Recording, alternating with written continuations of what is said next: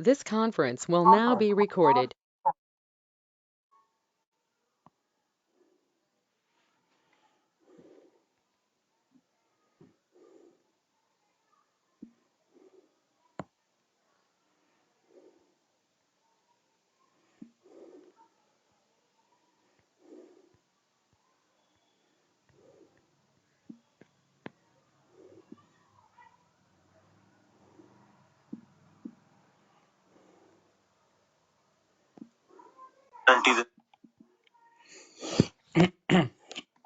Good evening.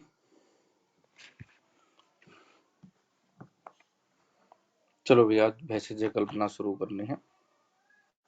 भैषज कल्पना शुरू करते हैं, ठीक है। चलो ठीक है। भैषज कल्पना और सारंगधर संहिता एक साथ पढ़ी जाती है, ठीक है। भैषज कल्पना और सारंगधर संहिता एक बार पढ़ी जाती है इकट्ठी, क्योंकि भैषज कल्पना में आधी से ज्यादा चीज सारंगधर संहिता से ही ली जाती है, ठीक है। कुछ बहुत बच गया हो तो थोड़ा बहुत भाव प्रकाश चरक सुश्रुत से उठाया हुआ होता है, नहीं तो लगभग लगभग जो है जो सारंगधर ने कहा है वही इधर से जो है भैषज कल्पना में आ जाता है, ठीक है। अब इसमें मैंने एक लाइन लिख रखी है ऊपर आपके नोट्स शुरू करने से पहले, ठीक है, कि थ्योरी जो है सिर्फ यहीं से पढ़नी है, ठीक है। इसके अलावा कोई एक्स्ट्रा चीज जैसे मॉडर्न आजकल भैषज कल्पना आने लगी कि एपीआई के अकॉर्डिंग है, वो भी मैं आपको प्रोवाइड करा दूंगा। इससे अलग जो इसमें नहीं है, इसमें मूल संहिता है बस, सारंगधर संहिता। जो मॉडर्न चीजें ऐड हुई हैं, मॉडर्न का मतलब एपीआई के अनुसार किसकी कितनी मात्रा है, वो एक दो चीजें एक दो टॉपिक अलग से ऐड हुए हैं, ठीक है। इसके अलावा सारंगधर पूर्वखंड 4 जो है वो सारंगधर से ही पढ़ना होता है, वो जब भी हम पढ़ेंगे वो पीडीएफ आपको मिल जाएगी, ठीक है। बाकी जो है वो भैषज कल्पना पूरी की पूरी इसी में है, सारंगधर संहिता पूरी की पूरी इसी में है। आपको बहुत ज्यादा डिटेल पढ़ना है क्योंकि मैं ऐसा मानता हूँ कि सब लोग पढ़ के आए हुए हैं, थोड़ा बहुत सभी ने पढ़ा है भैषज कल्पना के बारे में। आप भैषज कल्पना की किताब उठा सकते हो क्योंकि ये सारी चीजें बुक से ही ली गई है, पूरी भैषज कल्पना ही इसमें है। जो आप भैषज कल्पना है आप अपनी बुक खोल सकते हो, देख सकते हो उसमें, ठीक है, जो भी आपने पढ़ी हुई हो रिसेंटली, ठीक है, वो आप बिल्कुल मैच कर सकते हो। बुक टेक्स्ट बुक से सारी चीजें संहिता से ली गई है, ठीक है। तो शुरू करते हैं हम भैषज कल्पना। 3-4 दिन का ये 3 दिन का मुश्किल से टॉपिक होता है, 3-4 दिन का, 3-4 दिन में खत्म हो जाती है, ठीक है। एक्स्ट्रा अगर आपको कुछ पढ़ना है तो आपको एक गाइड दी गई है, थ्योरी आपको लिमिटेड करनी है, क्वेश्चन आप कहीं से भी है। कोई एक्स्ट्रा आपको आउट ऑफ सिलेबस लगता है तो वो थ्योरी में ऐड करके आप ऐसे ही याद कर लोगे उसको, ठीक है। तो सबसे पहले हम देखते हैं, तो देखो लिखा है कि भैषज कल्पना का व्यवस्थित और वैज्ञानिक विवरण जो है वो चरक में दिया है। भैषज कल्पना का उत्कृष्ट और आधार ग्रंथ जो है वो सारंगधर संहिता है। अगर पूछे कोई भैषज कल्पना का व्यवस्थित तथा वैज्ञानिक विवरण किसने दिया है तो आंसर लगता है चरक। अगर पूछे कि भैषज कल्पना का उत्कृष्ट व आधार ग्रंथ है वो है सारंगधर संहिता। सारंगधर संहिता में 3 खंड हैं, 32 अध्याय हैं, जिसमें 2600 श्लोक कुल हैं, लेकिन हमको जो प्राप्त होते हैं वो 2320 श्लोक हमको जो है वो प्राप्त होते हैं, ठीक है। सारंगधर संहिता में जो है वो 3 खंड है, पूर्व मध्य और उत्तरखंड, ऐसे करके याद करते हैं हम लोग। पूर्व खंड, मध्य खंड और उत्तरखंड। 32 अध्याय हैं, 32। 2600 कुल श्लोक हैं, जिसमें से 2320 हमें जो है वो प्राप्त होते हैं, ठीक है। मैं पहले प्रिंटेड ही नोट्स थे, लेकिन है ना उसमें कुछ ना कुछ गलतियां, कुछ ना कुछ छूट जाता था जो एडिट नहीं होता था। अब इसमें आप आराम से ऐड कर सकते हो, इतनी जगह ऊपर दी गई है, इतनी जगह नीचे दी गई है, कुछ आपको ऐड करना तो अपने मन से, ठीक है। हालांकि कोशिश की गई है कि वो कंप्लीट बने, ठीक है। एक दो फोटोकॉपी और इसके पीछे लगा दो तो वो कंप्लीट है, जितना पढ़ना होता है, जितना याद करना होता है, वो सारी चीजें इसमें दी गई है। पूर्व खंड में 7 अध्याय है, ठीक है। पूर्व खंड में जो है वो 7 अध्याय है, तो पूर्व खंड के अध्यायों का थोड़ा विवरण भी दिया गया है कि पहले खंड के अध्यायों में क्या क्या चीजें आपको साथ मिलती हैं। तो जिसमें जो है प्रथम अध्याय में मान आदि का वर्णन है, जैसे कलिंग मान, मागध मान, ठीक है। उनका वर्णन है। दूसरे अध्याय में जो है वो औषध सेवन के 5 काल, जब भी हमने मेरे से जिसने औषध सेवन काल चरक चिकित्सा 30 में पढ़ा है, तो मैंने वहीं चरक सुश्रुत और सारंगर का पढ़ाया है। ठीक है, तो उसमें हमने 5 काल लिखे थे। ऋतु का राशि के अनुसार विभाजन भी इसी अध्याय में किया गया है, और द्रव्य की 5 अवस्था लिखा गया है। ठीक है, द्रव्य की 5 अवस्थाएं, अर्थात द्रव्य रस गुणों वीर्य विपाक शक्ति रेव च सवेदन कर्मा देना पंचव्य लिखा ना, पंचावश्य प्रकृति का। एक मिनट रुको भाई। Hello, good evening. तो दूसरे वाले नंबर पे करो जो मैंने दे रखा है, इस पे तो रिकॉर्डिंग फिर हो जाएगी। ठीक है, तो कह रहे हैं क्या, दोबारा से हम श्लोक को पढ़ते हैं। द्रव्य, द्रव्य में रस गुण वीर्य विपाक और शक्ति। ठीक है, द्रव्य का सेवन करने पर लिखा है कि सवेदन कर, अरे ये नंबर नहीं दे रखा है प्रियंका, दूसरा नंबर दिया हुआ है। व्हाट्सएप ग्रुप खोलो तो उसमें देखो, तुम्हें मिलेगा। तो जो है वो क्या कह रहे हैं कि प्रथम अध्याय में मान, दूसरे अध्याय में औषध सेवन के 5 काल। ठीक है, तो क्वेश्चन बन गया सारंगधर ने औषध सेवन काल कितने बताए हैं, तो आप आंसर लगा सकते हो कि 5 काल बताए हैं। ऋतु का राशि के अनुसार विभाजन, ये हमने ऋतुचर्या में पढ़ा है। ठीक है, तो उसका बता सकते हो, वो सारंगधर ने वर्णन किया है। ठीक है, द्रव्य की 5 अवस्थाएं, तो लिखा भी है, उसकी हिंदी भी लिखी है कि द्रव्य के सेवन करने पर उसमें जो है वो अनुपूर्वी कर्म से रस गुण वीर्य विपाक और शक्ति, ये 5 अवस्थाएं जो है उस द्रव्य की कही गई हैं। ठीक है, मतलब स्टार्टिंग से लेके रस गुण वीर्य विपाक। ठीक है, जैसे रस जो है आपको जीवा से ही, रस और विपाक में क्या अंतर है। ठीक है, सब लोग वो डेफिनेशन पढ़ते हैं, एक्चुअली मतलब पता ही नहीं होता। रस जो है वो आपको केवल जीवा पे संयोग हुआ, उसके बाद जो आपको अनुभव हुआ वो रस है। लेकिन उसने आपको शरीर में प्रभाव जो किया, जठरग्नि की क्रिया के बाद आपके शरीर में जो प्रभाव हुआ, जो आपके शरीर में उस रस का कार्य हुआ, आपके जठरग्नि क्रिया बनने के बाद जो रस उत्पन्न हुआ, उसको विपाक कहते हैं। ठीक है, यानी जठरग्नि के बाद, जठरग्नि से पहले तो वो रस ही रहता जीवा के साथ संयोग, उसके बाद जैसे जठरग्नि का संयोग हुआ, उसके बाद जो रस उत्पन्न होता है उसी को जो है हम विपाक बोलते हैं। आपने बहुत अच्छे से डेफिनेशन पढ़ी हुई होगी। उसके बाद यम दृष्टा काल का वर्णन भी इसी अध्याय में है। तो यम दृष्टा काल कैसे है, 16 दिन का होता है, कार्तिक मास के अंतिम 8 दिन, अघन के प्रारंभ 8 दिन, इसे यम दृष्टा काल यानी यमराज की दाढ़ कहते हैं। इन दिनों जो है वो कम खाने वाला व्यक्ति जो है वो जीवित रहता है। ठीक है, ये भी इसी अध्याय में है। अब तीसरे अध्याय में नाड़ी परीक्षा का वर्णन है, और ये श्लोक बहुत फेमस है। ठीक है, ये श्लोक जो है वो बहुत फेमस है। ठीक है, बहुत फेमस का मतलब ये बहुत बार हम लोगों को विमर्शों में आपको मिलेगा, बार बार चिकित्सा स्थान में विमर्श में मिलेगा, कई जगह इसका वर्णन मिलेगा आपको। ठीक है, कई जगह जो है इसका वर्णन आता है, कई जगह विमर्श में आपको ये श्लोक मिलेगा।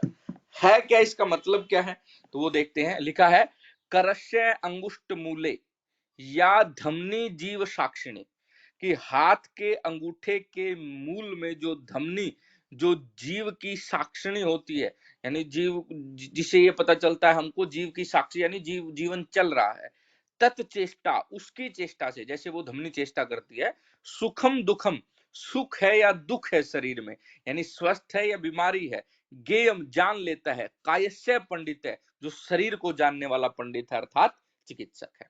ठीक है, ये भी अब मैंने क्यों नहीं लिखा रेफरेंस, क्योंकि ऊपर बता ही रखा तृतीय अध्याय और सारंगधर है ही, वैसे जो कल्पना पढ़ रहे हैं तो इसका मतलब सारंगधर पढ़ रहे हैं, तो उसका श्लोक है ये। उसके बाद फिर क्या कहा है, ये क्वेश्चन आता है, मैंने लिखा भी हुआ कि इससे क्वेश्चन आता है।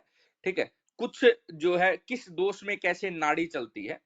ठीक है, तो मैंने टेबल बनाई, दोष और नाड़ी की गति। ठीक है, दोष और नाड़ी की गति। ठीक है, तो सबसे पहले जो है वो वातिक है। ठीक है, वातिक नाड़ी की गति कैसी है, तो वातिक नाड़ी की गति, कोशिश करना कि निमोनिक से याद हो जाए चीजें। ठीक है, आप निमोनिक बना लो आमने सामने इन चीजों के, क्योंकि बिना निमोनिक के फिर लंबे समय तक आपको याद नहीं रह पाएंगी। ठीक है, तो मैं आपको बताता हूं कि जो है मैं इसको जो है ऐसे याद करता था, जैसे वातज, तो वात और जय यानी जलोका वाला जो है वो वात में है। ठीक है, तो वातिक जो नाड़ी है वो कैसी चलती है, जैसे जलोका चलती है वैसे, और सर्प चलती है। तो दोनों जलीय जीव हैं, ठीक है, दोनों जल के अंदर रहने वाले हैं।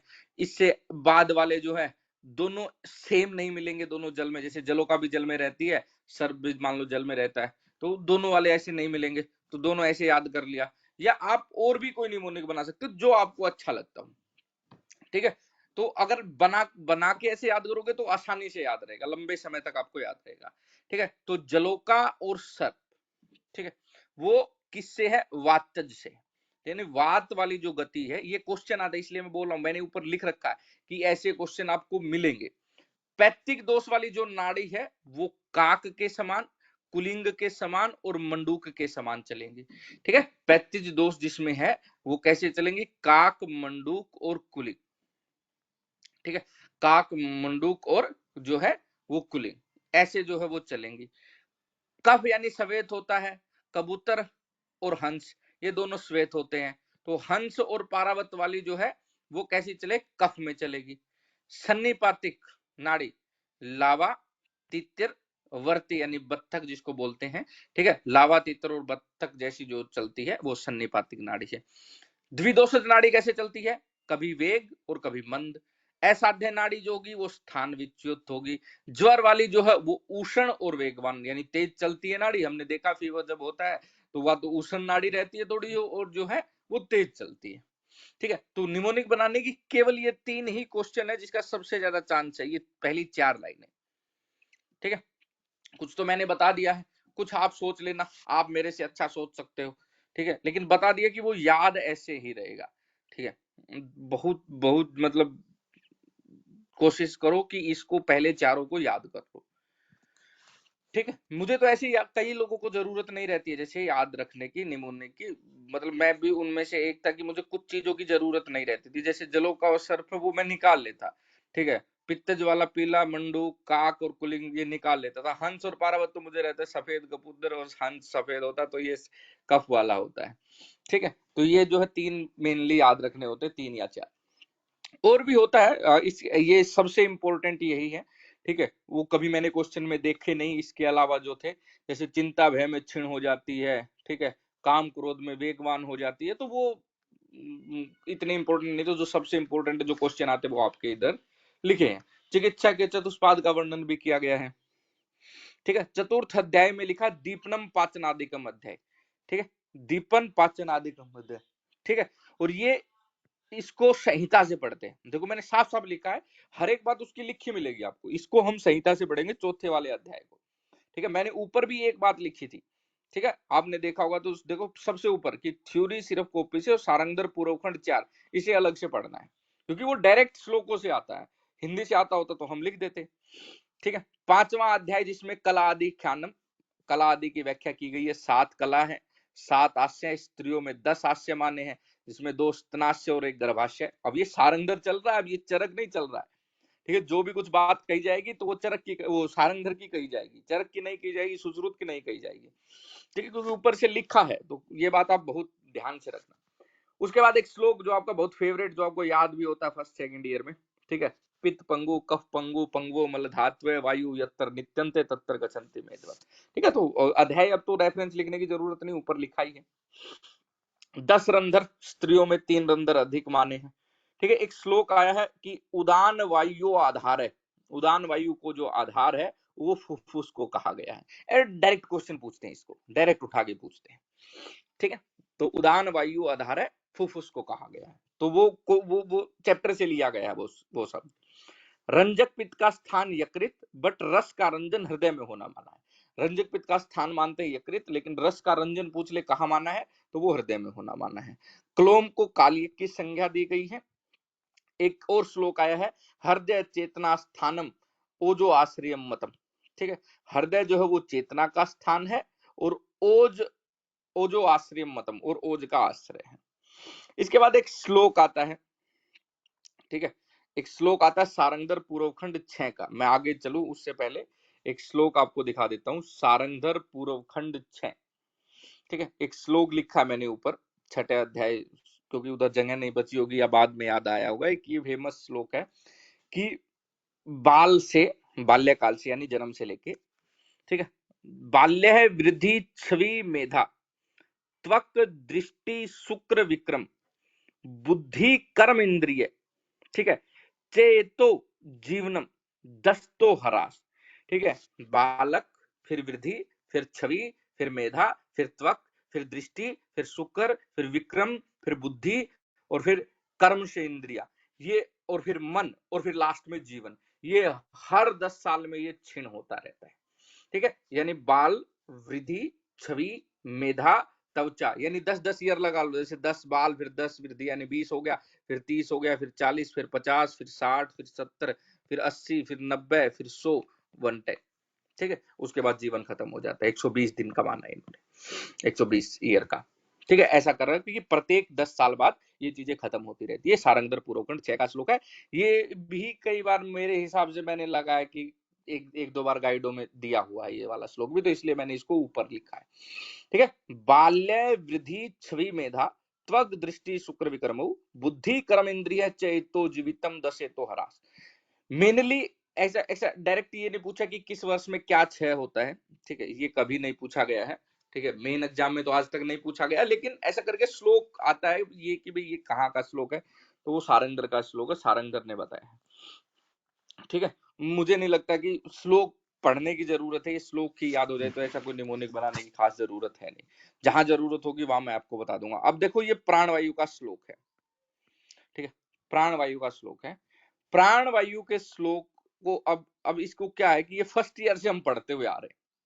आपने फर्स्ट ईयर में से लेके लास्ट तक जब जहां भी प्राणवायु या जहां भी ऑक्सीजन का जिक्र सुना होगा, वहां आपको ये श्लोक दिया हुआ मिला होगा कि नाभि स्थित प्राण पवन स्पृष्टत्वा हृत कमलांतरम। ये नाभि स्थित जो प्राण पवन है वो हृदय के कमल अंतर को, यानी हृदय को छू करके कंठात गले से बहिर्विनर्तते, बाहर आती है। पातु विष्णु पाद अमृत, और विष्णु पाद अमृत, विष्णु के पैरों का अमृत, यानी ऑक्सीजन के लिए कहा गया है। पित्वा च अंबर पयूषम, या फिर ये कह लो कि अंबर पयूषम, पयूषम मतलब अमृत, अंबर यानी आकाश का अमृत, वो भी ऑक्सीजन है।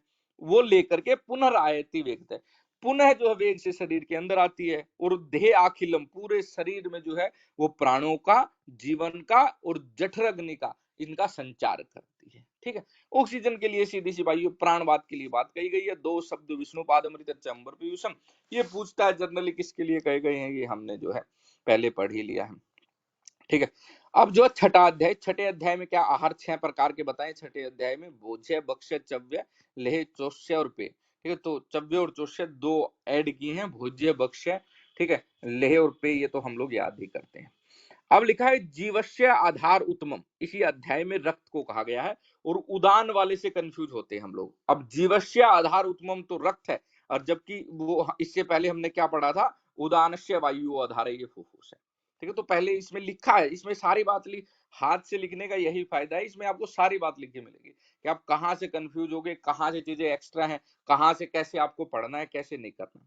सप्तम अध्याय रोग गणना। अब ये का मतलब ये नहीं है कि इसको लेके बैठे और हम रटें इसको।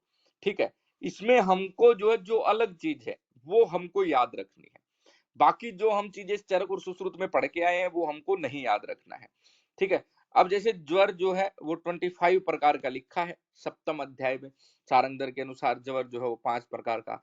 अब पांडु हमको नहीं पढ़ना 5 प्रकार का, चरमकिल हमको नहीं पढ़ना, ठीक है, दंडलसक 1 प्रकार का नहीं पढ़ना है, अजीर्ण 3 प्रकार का लिखा, तो जो अलग है उसको हम हाईलाइट कर लेंगे, उसको हम देख लेंगे कि कौन सा कितने प्रकार का। और वो सोम रोग जैसे 1 प्रकार का लिखा है जो अलग है, भूतोन्माद 20 प्रकार का लिखा है। ठीक है, परिणाम शूल 8 प्रकार का लिखा है। ठीक है, तो वो हम लोग पढ़ते हुए चलेंगे, जितने भी बार आएंगे तो रिवीजन करेंगे। और साथ में जो नानात्मक रोग है, और उन नानात्मक रोगों को 10 जो है वो रक्तज रोगों का वर्णन किया गया है। ठीक है, जैसे वातिक नानात्मक रोग कितने होते हैं, 80। पैतिक नानात्मक रोग कितने होते हैं, बोलो, पैतिक नानात्मक रोग कितने होते हैं, 40 सर, 40। और कफज वाले 40 सर, 20। हाँ, और जो एक्स्ट्रा माना है वो है रक्तज रोग। रक्तज रोग जो 10 है वो कौन कौन से है, तो गौरवम, रक्त मंडलता, रक्त नेत्रत्वम, रक्त मुतरता, रक्त स्थिवनम, रक्त पीड़िका नाम, ओषणे, पूती गंधो, पीड़ा उपा। ठीक है, तो ये जो 10 जो है वो उन्होंने जो है वो रक्तज रोग, अलग से रक्तज रोगों का वर्णन किया। ये हम उधर भी पढ़ते हैं जब हम वहां नानात्मक अध्याय वाला करते, जहां पे लिखा है चरक में ये वात व्याधि, पित्त की, ये कफ की, ये तो सारंगधर की जो 10 रक्तज व्याधियां हैं वो ये है। ठीक है, उसके बाद मध्यम खंड। तो मध्यम खंड 1 से 10 अध्याय भेषज कल्पना का वर्णन है, 11 से 12 अध्याय धातु रस आदि शोषण आदि अध्याय जो लिए गए हैं, यानी 11वां और 12वां अध्याय जो है वो रस शास्त्र से है। उसके बाद उत्तरखंड में 13 अध्याय हैं, जिसमें 1 से 12 पंचकर्म है और 13वां अध्याय नेत्र क्रिया काल है। और सारंगधर ने नेत्र क्रियाकल्प 7 माने हैं, जिसमें 5 तो वही है जो चरक और सूत्रु मानते हैं, और पिंडी और विडालक का वर्णन जो किया है। ठीक है, पिंडी सारंगधर का अवदान है, अगर विडालक पूछे तो ये किसका अवदान लगाना आंसर? पिंडी तो सारंगधर का है, वाघभट। विडालक पूछे तो वाघभट। वाग्भट। हाँ, उसके बाद देखो लिखा कि सम एक्स्ट्रा पॉइंट सारंगधर वैशिष्ट्य से ही जो कुछ एक्स्ट्रा पॉइंट है वो हम पढ़ते हैं। ग्रह का धातुओं के साथ संबंध का वर्णन है, 7 धातु और 7 उपधातु का वर्णन किया गया है, मूत्र निर्माण प्रक्रिया का वर्णन किया गया है, खंडिता और नंदी योनि व्यापद का वर्णन है, नस्य 8 से 80 वर्ष आयु मानी है, जबकि वाग्भट ने 7 से 80 वर्ष आयु मानी है, रक्त मोक्षण 16 से 70 वर्ष तक है, मैथुन 20 वर्ष से अधिक वाले को करने के लिए बताया है, और आसव और रिष्ट में सर्वप्रथम भेद बताया है सारंगधर ने। ये सारंगधर के कुछ एक्स्ट्रा पॉइंट है जो हम लोग पढ़ते हैं। सारंगधर का काल 13वीं शताब्दी, पिता का नाम दामोदर था, सर्वप्रथम टीका बोपदेव ने लिखी, गुड्डार्थ दीपिका जिसका नाम है। ठीक है, तो सबसे पहले जो है वो सर्वप्रथम टीका सारंगधर ने किसने लिखी? बोपदेव ने, जिसका गुड्डार्थ दीपिका नाम है। ठीक है, कुछ लोग आडमल को मानते हैं जिसका नाम है दीपिका टीका। एक काशीराम ने और एक रुद्र भट्ट ने। काशीराम ने जो टीका लिखी वो भी गुड्डार्थ दीपिका नाम से थी, रुद्र भट्ट ने जो टीका लिखी वो गुड्डांत दीपिका। ठीक है, अब गुड्डांत को क्योंकि रुद्र सबका अंत कर देते हैं, शिव सबका अंत कर देते हैं, तो इसलिए मुझे याद रहता था कि रुद्र जो है वो गुड्डांत दीपिका का है। ठीक है, तो हमको 2 ही याद रखनी है। ठीक है, पहली कि भाई बोपदेव ने पहली टीका लिखी जिसका नाम गुड्डार्थ दीपिका है, जो गुड्डांत दीपिका है वो रुद्र भट्ट की टीका है। बस तीसरा काशीराम ने एक टीका लिखी है सारंगधर पे जिसका नाम गुड्डार्थ दीपिका है। तो पहली दोनों मिलते जुलते हैं। तो अगर आपको क्वेश्चन अब आपके मन में एक जो अबोध बालक के मन में क्वेश्चन होगा वो होगा कि गुड्डार्थ दीपिका आ जाए तो किसका लगाए, तो कॉमन सेंस की बात है, जिसने पहले लिखी उसका नाम लिखोगे। ठीक है, तो आप वही लिखोगे जो पहले लिखी गई है। उसके बाद हिंदी में एक सारंगधर सुधाकर टीका श्री वैद्यनाथ ने लिखी है, जीवन प्रभा टीका डॉक्टर शैलजा श्रीवास्तव, एक सुबोधनी टीका है वो प्रायक दत्त शर्मा जो है उन्होंने लिखी है। ठीक है, ये हिंदी टीका है सारंगधर पे। ठीक है, उसके बाद लिखा कि बोपदेव 13वीं शताब्दी, जिन्होंने केशव वैद्याचार्य के सिद्ध मंत्र पर प्रकाशित स्वरचित सतश्लोकी पर चंद्रकला व्याख्या लिखी थी। ठीक है, तो बोपदेव ने सतश्लोकी भी लिखी है और उसी पर चंद्रकला व्याख्या भी लिख डाली है। तो ये थोड़ा बोपदेव के बारे में वर्णन था। बोपदेव के बारे में वर्णन कैसे कि मतलब उन्होंने भाई कोई काम किया है, पहली टीका लिखी है सारंगधर पे, तो उन्होंने और क्या क्या किया है उसके बारे में बताया गया है। ठीक है, अब आ गई है कसाय कल्पना। ठीक है, अब भेषज कल्पना आपकी यहां से शुरुआत होती है और सबसे पहले शुरुआत होती है कसाय कल्पना। अभी बहुत सी चीजें हैं, ठीक है, जो आगे आएंगी, आपको आगे हम आगे पढ़ेंगे। ठीक है, तो पढ़ते हैं क्या है कसाय कल्पना के बारे में। तो कसाय कल्पना के बारे में कहा गया है कि चरक, वाग्भट और सारंगधर पंचविध कसाय कल्पना का वर्णन किया। सुश्रुत जो है वो षड्विध कसाय कल्पना का वर्णन किया। काश्यप जो है वो सप्तविध कसाय कल्पना का वर्णन किया। ठीक है, तो चरक, वाग्भट, सारंगधर 5 प्रकार की कसाय कल्पना, सुश्रुत जो है वो 6 प्रकार की कसाय कल्पना, काश्यप जो है वो 7 प्रकार की कसाय कल्पना का वर्णन किया गया है। इसके बाद चरक सूत्र 4, ठीक है, इनने जो है वो 5 कसाय कल्पना बताई। कौन कौन सी? सवरस, कल्क, श्रित, शीत, फांट, और कहा यथा पूर्वम बलाधिकम, कि भाई पहले पहली बल वाली अधिक है। सुश्रुत ने क्या किया? सुश्रुत की तो 6 है, तो इन्होंने क्षीर को जोड़ दिया और रस से पहले लिखा क्षीर, रस, कल्क, श्रित, शीत, फांट, बाकी सेम बिल्कुल चरक जैसी है, बस क्षीर को ऐड कर दिया। ठीक है, तो क्षीर को ऐड करते क्या लिखा कि यथोत्तरम की बाद बाद वाली ते लघु प्रतिष्ठित है, वो लघु होती जाती है। और पहले ने लिख दिया कि पहले पहले वाली बलवान होती जाती है, इसने लिख दिया कि बाद बाद वाली भाई जो लघु होती जाती है। अब लिखा अष्टांग संग्रह। ठीक है। कल्पाठ सूत्र नहीं है वो, अष्टांग संग्रह कल्पाठ, ठीक है। उसने क्या लिखा, उन्होंने लिखा कि भाई 5 होती है, निर्यास, कल्क, निरु, शीत, फांट, ठीक है। निर्यास, रस को निर्यास लिखा उन्होंने, कल्क, निरु यानी क्वाथ को, शीत और फांट और यथापूर्व बलादिकम इन्होंने लिखा है। उसके बाद अष्टांग हृदय सेम वही है, निर्यास को रस लिख दिया, 5 सेम टू सेम जो चरक की है वही इनकी है। सारंगधर मध्य खंड 1, ठीक है। सारंगधर ने भी 5 मानी तो उन्होंने तो डायरेक्ट लिख दिया सवरस, कल्क, क्वाथ, हिम और फांट। काश्यप, अब हमको मेन तो 2 ही याद करने थे, चरक और वाग्भट और सारंगधर ने तो 5 ही बताए थे, वो सब हमको पता है, बस एक नाम ही बदला गया है, ठीक है। और सारंगधर और वाग्भट और चरक बिल्कुल सेम है, 5 है। लेकिन सुश्रुत ने 6, उन्होंने क्षीर ऐड किया। अब काश्यप, उन्होंने चूरण और अभिशव, और अभिशव एक मध्य कल्पना है ऐसा हम सोच सकते हैं, अभिशव मतलब एक मध्य कल्पना है।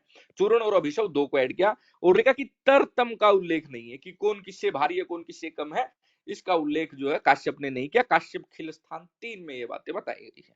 तो चरक, वाग्भट, सारंगधर, ठीक है, सुश्रुत, काश्यप लगभग सभी के मत आ गए हैं, ठीक है।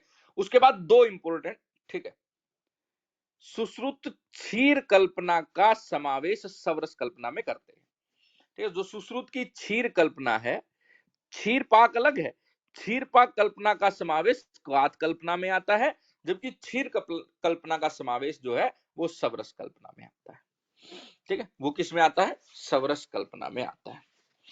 अब देखो नेक्स्ट, ठीक है, विभिन्न कल्पनाएं और उनका रेशो, ये पहला इंपॉर्टेंट चीज है जो आपको याद होनी चाहिए। ये पहली इंपॉर्टेंट चीज है जो मतलब जहां से सबसे ज्यादा चांस है, 3-4 ही टॉपिक है भैसिद्य कल्पना में जहां से सबसे ज्यादा चांस होते हैं क्वेश्चन आने के, ठीक है।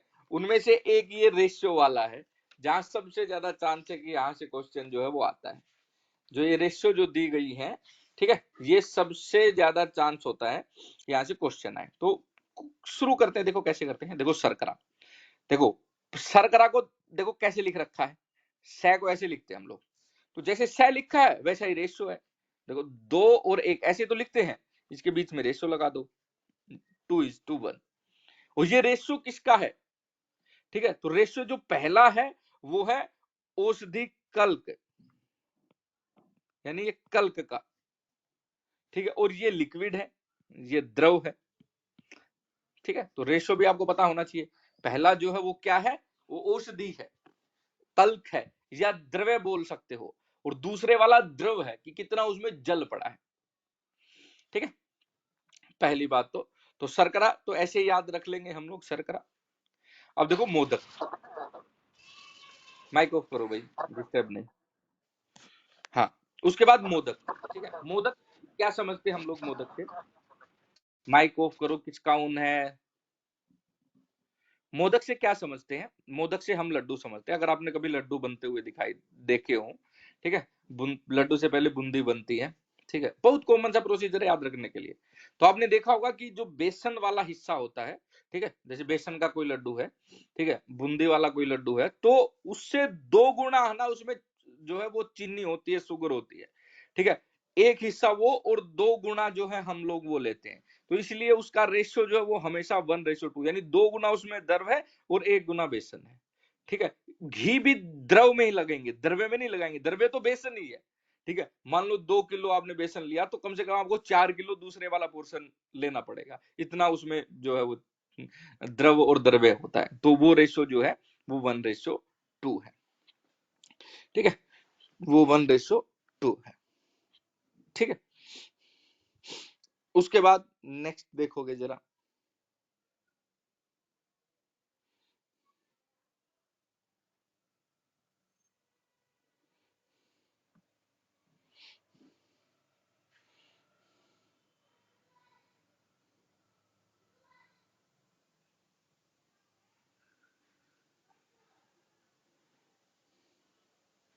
तो नेक्स्ट देखो जरा,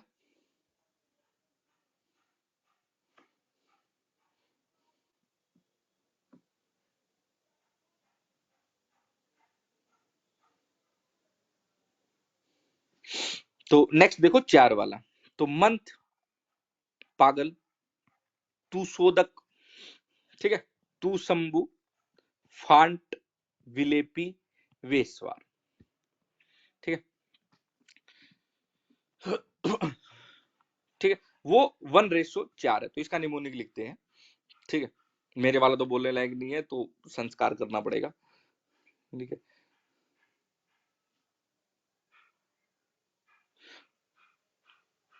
ठीक है, तो मंथ मतलब पागल, मेंटल, मंथ तुषार, मंथ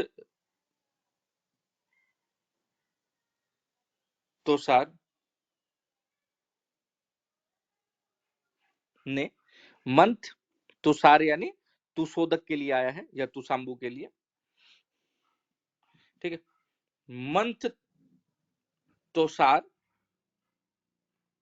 ने फटे हुए वेस्वार, मंथ तुषार ने, क्योंकि पागल था इसीलिए तो फटा हुआ वेस्वार से 4 बार लेप लगाया, लेप मतलब विलेपी 4 बार यानी 4:, ठीक है। नहीं तो कौन लगाता फटा हुआ, फटा हुआ तो लेप कोई नहीं लगाता, पागल था इसीलिए लगाया। तो मंथ तुषार ने फटे हुए वेस्वार से 4 बार लेप लगाया, तो मंथ तुषार यानी तुषोदक और तुशंभु, फटे हुए यानी फांट, वेस्वार, वेस्वार तो आप जानते हो बिना हड्डी का मांस होता है, ठीक है, और लेप यानी विलेपी, ठीक है, वो 4 बार लगाया, तो 1:4 रेशो इसका हो गया, ठीक है, 1:4 रेशो हो गया, ठीक है। उसके बाद है अन्न कल्पना, अन्न कल्पना में जो है वो कितना रेशो है, वो है 1:5, ठीक है। तो मैं ऐसे लगा, तो ऐसे याद किया था कि 5 जो पांडव है वो खाने के लिए, अन्न के लिए इधर उधर भटक रहे थे, अन्न के लिए इधर उधर भटकते थे कि भाई उनको राज्य मिल जाए, अन्न वही था उनका, ठीक है। 5 यानी 1:5, ठीक है, 1:5। नेक्स्ट देखोगे, नेक्स्ट लिखो जरा, शिला, शिला 6 यवागु खाकर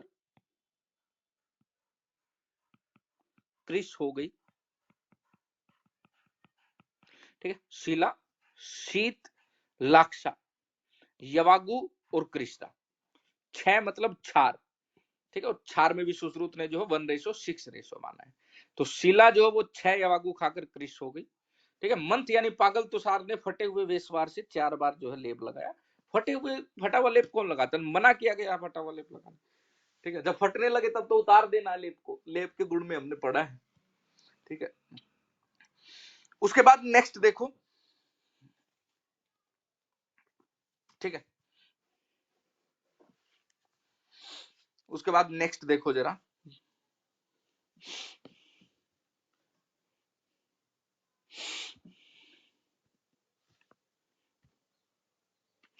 ठीक है। तो नेक्स्ट मैंने याद किया कि कांजी के माथे में तंडुलोदक आया, ठीक है, कांजी परमथ्या तंडुलोदक आया मतलब 8, ठीक है, 1:8 है। सोवीरक, ठीक है, तो 1:100 तो हो नहीं सकता है, ठीक है, तो 1 0 हटा देंगे, तो 1:10, सोवीरक इसी में है, सोवीर, सोवीरक मतलब सोवीरक, रक मतलब अरक, 1:10 है, इसमें तो ऐसे याद रख लेंगे, ठीक है।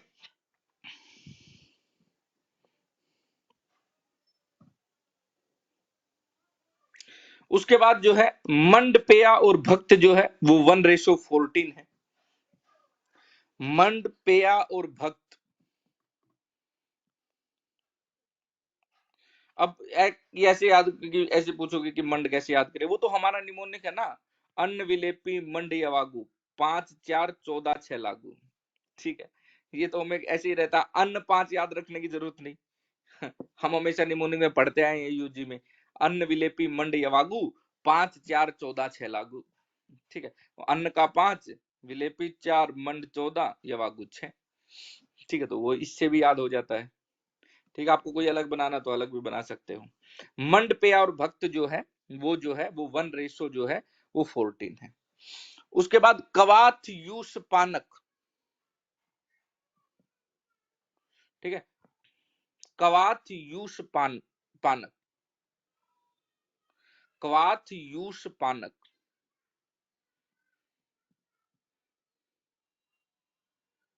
ठीक है, या तो ऐसे लिख सकते हो, देख लेकिन बेकार है ये निमोनिक, जरूरत नहीं है वैसे। यूस, यूस जो है, यूस का क्वाथ 16 बार पी गया। ठीक है, ऐसा करके भी याद रख सकते हो। ये क्योंकि ये लास्ट वाले दो हैं, लास्ट वालों में इतनी ज्यादा जरूरत नहीं होती, हमको याद रहते। क्वाथ 1/16, 1/16 है, यूस 1/16 है, और पानक भी 1/16 है।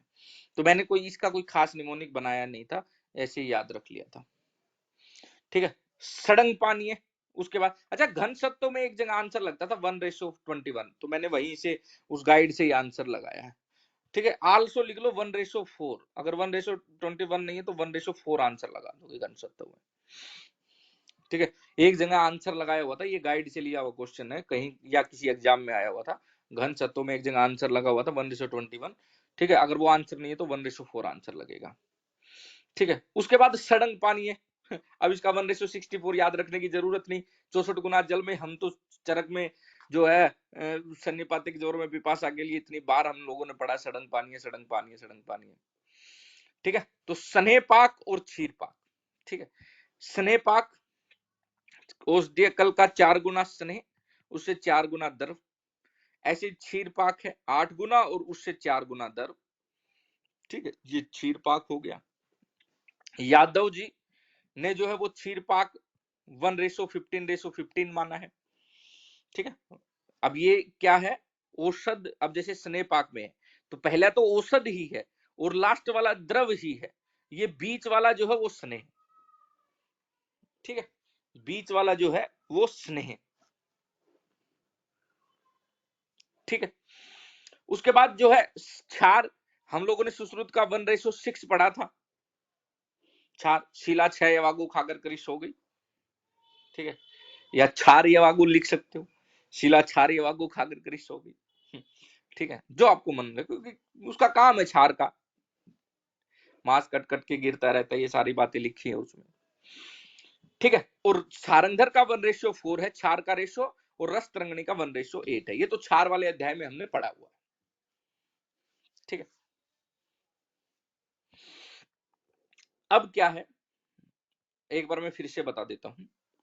कोई निमोनिक आपको पसंद नहीं आया वो आप बदल सकते हो। ठीक है, नहीं तो बहुत बहुत आसान है। एक बार रिपीट कर देता हूं आपको, क्योंकि ये मेन इंपॉर्टेंट टॉपिक है जहां से क्वेश्चन आते हैं। 2-3 चीजें हैं।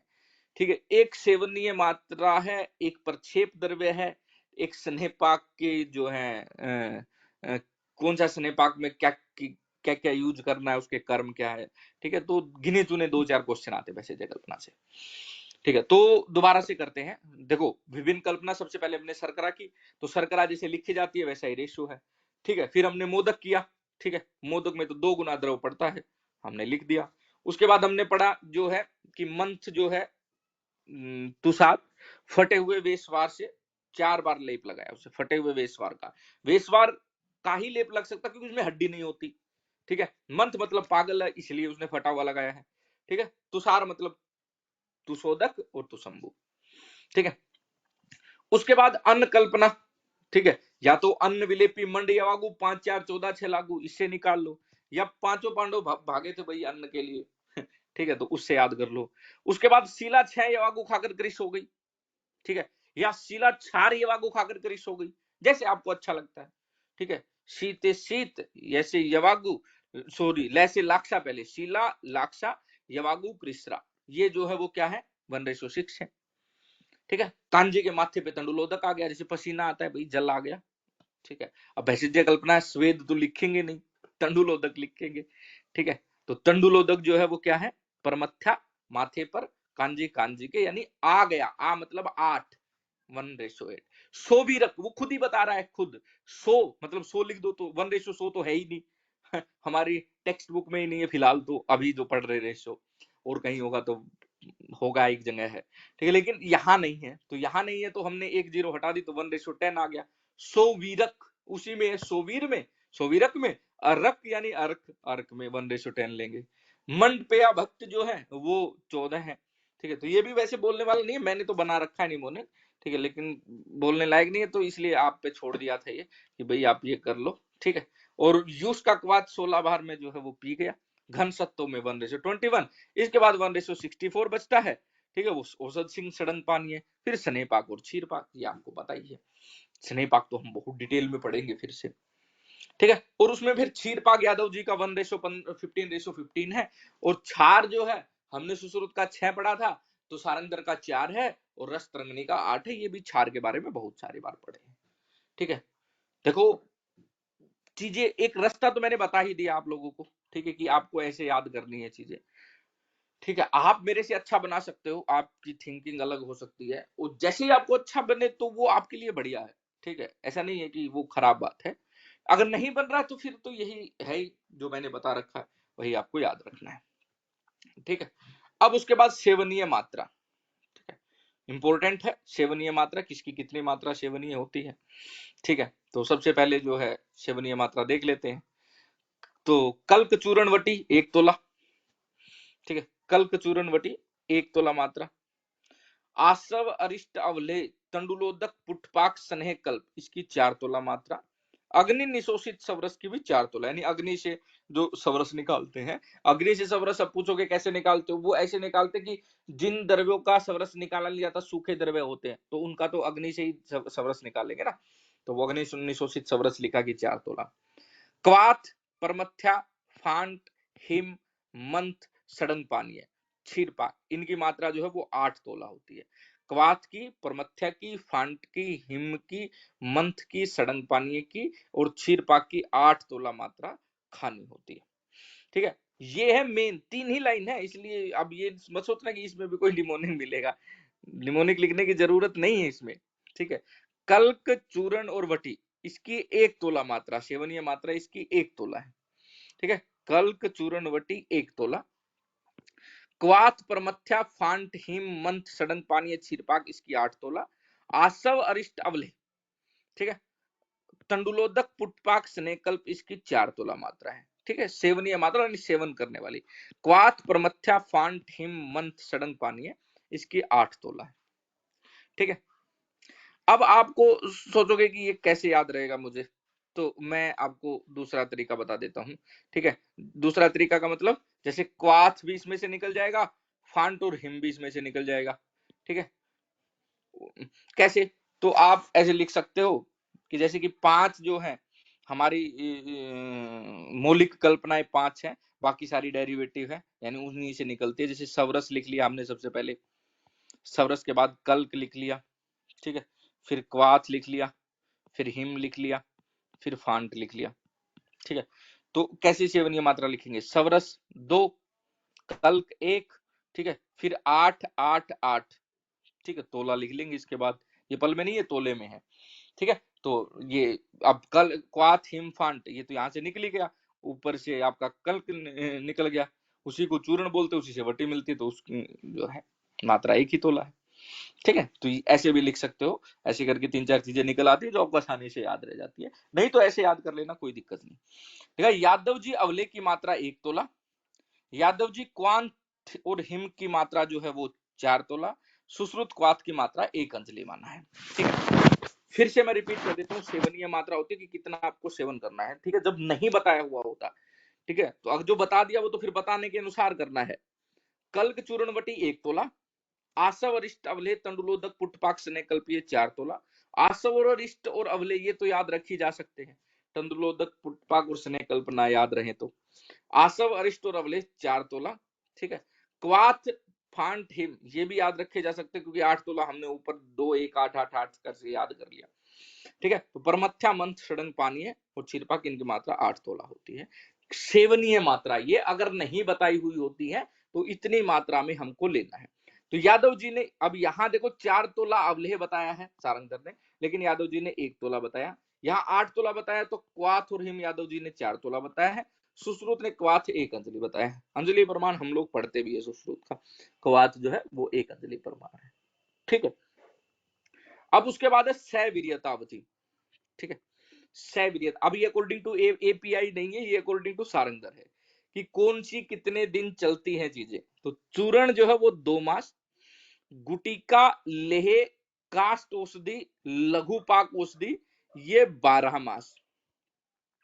ठीक है, इनकी जो सवीर्यता अवधि है वो 1 साल की है। गुटिका, लेह, काष्ठ औषधि। अब याद कैसे रखेंगे, देखो गुटिका जो है टेबलेट वो भी 1 साल चलनी है। लेह अवले जैसे च्यवनप्राश हम हर साल नया बनाते हैं तो उससे याद रह जाएगा कि 1 साल में फिर से बनाना है। कोई भी काष्ठ औषधि वो 1 साल तक चलेगी। जो भी घृत है या तेल जो आपने पाक किया, जो घृत पाक किया है, जो भी घृत बनाया, जो भी तेल बनाया, वो जो है 16 मास तक चलेगा। उसकी सवीर्यता अवधि 16 मास होती है। ठीक है, उसकी सवीर्यता अवधि कितनी होती है, 16 मास होती है। आसव, अरिष्ट और रस औषधियां या धातुएं जिसमें पड़ी है, जितने पुराने उतने श्रेष्ठ होते हैं, जितने पुराने उतने श्रेष्ठ होते हैं। सारंगधर फिर क्या कहते हैं, सारंगधर कहते हैं भाई चूर्ण, घृत, आसव, लेह। सारंगधर कहते हैं चूर्ण, घृत, आसव, अवलेह या गुटिका, या सीधा लिख लो कि खाने में खाना है तो श्वेत चंदन, कसाय लेप यानी लगाना है तो रक्त चंदन। ठीक है, ऐसा करके सारंगधर का आप ले याद कर सकते हैं। ठीक है, ये सारंगधर का है, सारंगधर संहिता पढ़ रहे हैं आप एक किस्म से सोचो, वैसे कल्पना सारंगधर संहिता होती है। ठीक है, अब यहां से देखो, अगर मोटा मोटी मेरे से पूछे कि मैं क्या याद करूं, मेरे लिए सबसे इंपॉर्टेंट क्या याद करना, कहां से सबसे ज्यादा चांस है। पहला चांस गतियां जो दोस्त के अनुसार है, दूसरा चांस रेशो, तीसरा चांस थोड़ा थोड़ा मतलब सवीर्यता अवधि में से, और जो है सेवनीय मात्रा से। यहां से कम है यहां से भी आता है, यहां से भी ये क्वेश्चन, लेकिन उनसे थोड़ा कम है, थोड़ा कम। ऐसा नहीं है कि नहीं आता, आता है। ठीक है, इसमें वही चीजें लिखी गई है जो आती है, फालतू बकवास नहीं लिखा गया है। ठीक है, उसके बाद नेक्स्ट देखेंगे सवरस। तो पहली जो कषाय कल्पना है अपनी सवरस है। ठीक है, तो सवरस हेडिंग बहुत अच्छे से हाईलाइटेड है। ठीक है, पर्याय रस और निर्यास। ठीक है, जैसे अष्टांग संग्रह ने निर्यास लिख रखा था तो वो उसका पर्याय है। मात्रा 2 तोले है, जैसे हमने लिखा था 21888। ठीक है, अभी जो मौलिक कल्पनाओं की मात्रा लिखी थी। ठीक है, तो मात्रा जो है वो कितनी है, 2 तोला। अनुकल्प विधि से या अग्नि निशोषित विधि से या पुटपाक विधि से अगर सवरस निकाल रखा है तो उसकी मात्रा 4 तोला है। यानी डायरेक्ट सवरस से अलग कोई भी विधि से सवरस निकाल रखा हो तो उसकी मात्रा जो है वो 4 तोला बताइए। लिखा है कि शुष्क से सवरस हेतु, लिखा है कि अगर कोई शुष्क पदार्थ है उससे आपको सवरस निकालना है, तो चरक ने तो लिखा कि भाई उतनी मात्रा में जल ले लो। ठीक है, सारंगधर कहते हैं कि दुगनी मात्रा में जल ले लो। फिर कहा कि उसको 8 पहर तक पड़ा रहने दो और फिर छान लो। ठीक है, फिर भी उसका सवरस न निकले तो 8 गुना जल लेकर चौथाई शेष रहने पर छान कर ग्रहण करें। ठीक है, उसके बाद लिखा है कि अगर सवरस में मधु, शर्करा, गुड़, क्षार, जीरक, तेल या अन्य कोई चूर्ण डालना है तो 1 कोल या आधा तोला डालेंगे। ठीक है, यानी मैंने ये याद किया कि सभी चीज जो है वो 1 कोल डालेंगे सवरस में अगर डालनी है तो। सिर्फ मधु अग्नि निशोषित सवरस में 1 कर्ष है, बाकी सब ऐसे ही सवरसवत है, बाकी सब चीजें सेम डालनी है। ठीक है, अब लिखा कि पुटपाक विधि से किसका और अनुकल्प विधि से किसका, तो लिखा पुटपाक विधि से निम्ब, बिल्व, नींबू और वासापत्र, अनुकल्प विधि से ब्राह्मी सवरस। उसके बाद सवरस निकालने की डेफिनेशन दी गई है। डेफिनेशन क्या है, तो डेफिनेशन लिखी है कि यंत्र निष्पादित। अष्टांग संग्रह ने कहा तांतव निष्पीड़ित, तांतव यानी वस्त्र से ही कहा। अष्टांग हृदय ने कहा पट्ट पीड़ितात, पट्ट यानी वस्त्र से ही पीड़ित करके। सारंगधर और भाव प्रकाश ने भी वस्त्र निपीड़ितात का। ठीक है, और वैदिक परिभाषा प्रदीप जिसकी हिंदी ट्रांसलेशन हम लोग पढ़ते हैं, हालांकि ये टीका ही है इस पे, सारंगधर पे, वस्त्र यंत्रादि दोनों से बता दिया इन्होंने। ये वस्त्र से भी जो निकाले और यंत्र से भी, यंत्र से जैसे गन्ने का जूस निकलता है, सवरस निकलता है गन्ने का, ठीक है। अब तंडुलोदक, अब देखो तंडुलोदक, कांजी के माथे में तंडुलोदक आया, पसीना की जगह तंडुलोदक आया था। कांजी यानी कांजी, माथे यानी परमथ्या, तंडुलोदक 1:8। तंडुलोदक श्वेत प्रदरका में अनुपान के रूप में भी होता है। क्षीर कल्पना का समावेश, अब ये क्षीर पाक नहीं है, क्षीर है, भी सवरस में करते हैं, और मैंने लिखा इंपॉर्टेंट क्वेश्चन है, ठीक है। एग्जाम्पल लिखा क्या है, सारंगधर से सभी लिखे गए हैं बट ओनली रिवीजन, एग्जाम्पल के तौर पे, ठीक है। एग्जाम्पल के तौर पे ये सवरस की बात चल रही है अब, ठीक है। सारंगधर से सभी लिखे गए हैं बट ओनली रिवीजन, आप चीजों को समझो कि आपको करना क्या है, वो कॉपी में साफ साफ लिखा पाएगा, लिखा मिलेगा। अमृता प्लस मधु, आंवला प्लस मधु, हरिद्रा चूर्ण प्लस मधु, ये परमेनाशक सवरस बताया गया है। अमृता गुड़चू को आप जानते हो, आंवले को जानते हो, हरिद्र चूर्ण को जानते हो, जिसमें मधु मिला के परमेनाशक है। वासा सवरस रक्तपित्तनाशक है, त्रिफलादि कामलानाशक है, तुलसी आदि विषमज्वर, जम्बो पत्र अतिसार, आद्रक सवरस वृषणवात में, स्तावरी प्लीहा वृद्धि में, मुंडी सवरस शिरोरोग में, ब्राह्मी उन्माद में, कदली फल सोम रोग में, कुष्मांड सवरस जो है मध्य में, अरलू पुटपाक, अब ये पुटपाक है क्योंकि पुटपाक इसी में है, तो अतिसार में, चित्तिर पुटपाक अतिसार में, दाड़िम पुटपाक अतिसार में, कंटकारी पुटपाक काश्वास में, सुंठी पुटपाक आमातिसार में, सूर्ण पुटपाक अर्श में, मृग श्रृंग पुटपाक हृदय सूल में, ठीक है। क्योंकि पुटपाक सवरस आ गया ना, तो पुटपाक यही लिख दिया कौन कौन से। फिर ऊपर ध्यान से पढ़ो क्या लिखा हुआ, ये रिवीजन करना है, हर बार आके इसको पढ़ के जाना है, इस पे बैठ के टाइम वेस्ट नहीं करना है, इसका निमोनिक नहीं बनाना है, यहाँ सिर्फ पढ़ के जाना है। ऊपर वाली चीजों में आप कितना ही कलाकारी कर लो, जितनी चीजें बताई गई है, आप देखो इस टेबल में आप कितना ही आसान बना लो, कितना संस्कार कर लो, आपकी छूटे, कितना ही दिमाग लगा कि कितनी देर तक पढ़ते जाओ, उतनी देर कम है। लेकिन जो सिर्फ पढ़ने की चीज है उसको पढ़ के जाना है, बस वो पढ़ के निकल लेना है इसको, ठीक है। नेक्स्ट देखेंगे अब उसके बाद जो है क्वाथ कल्पना, ठीक है। ये सवरस कल्पना थी, उसके बाद जो है क्वाथ कल्पना, जो जो क्वेश्चन के लिए जरूरी वो सारी चीजें लिखी गई है, इसमें से आपको कोई चीज नहीं छोड़नी है, ठीक है। आप एक्स्ट्रा ऐड कर सकते हो, जब क्वेश्चन लगाओ आपको कुछ चीज एक्स्ट्रा मिले, ठीक है। वैसे एपीआई वाला मैंने भेज भी रखा, मैं फिर भी भेज दूंगा दोबारा से, ठीक है, वो आप जरूर इसमें ऐड कर ले, ठीक है, जो आजकल चला है 1-2 साल से एपीआई वाला, ठीक है। सबकी मात्रा लिखी है उसने, आशा लेकिन गाइड में भी दिया होगा, आपकी जो ग्लोबल आयुर्वेदा मैंने लगवाई है उसमें भी दिया मिल जाएगा, कोई जरूरत नहीं। लेकिन थ्योरी जब जो यहाँ पढ़ रहे हो ना, वो दोबारा नहीं पढ़नी है कहीं पे, यहाँ मतलब यही, ठीक है। वो इतनी ही इनफ है, ना तो वो ज्यादा है ना वो कम है, हमको इतनी करनी है, इतनी हो जाएगी हमसे वही बहुत है, ठीक है।